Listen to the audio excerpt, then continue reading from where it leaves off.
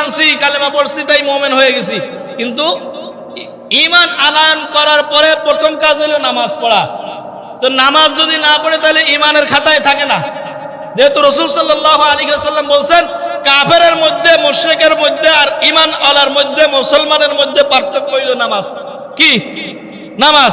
তাহলে নামাজ যে পড়ে না, সে যদিও দাবি করে ঈমানদার, তার ঈমান আছে। বলে, এই বেটা নামাজ না পড়লে কি ঈমান ঠিক আছে? হুজুর তোমাকে মতন ঈমান না, তোমাকে চাইতে আমার ঈমান অনেক শক্ত কঠিন। আছে না এমন মানুষ? বলে না? হ্যাঁ, তোমার ঈমান তো কতটুকু আছে তা তো দেখাই যাচ্ছে। তোমার যে ঈমান তোমাকে ঘর থেকে মসজিদে আনতে পারে না, সেই ঈমান দিয়ে তুমি জান্নাতে যাবা? সম্ভব? সম্ভব না। অতএব সকলের কাছে বারবার একটা কথাই অনুরোধ করি, যেখানে যা কিছু করি না কেন নামাজে আসি। কি করি? নামাজে আসি, নামাজ আদায় করি, সালাত আদায় করি। বারবার এই অনুরোধ করি আপনাদেরকে, আসুন আমরা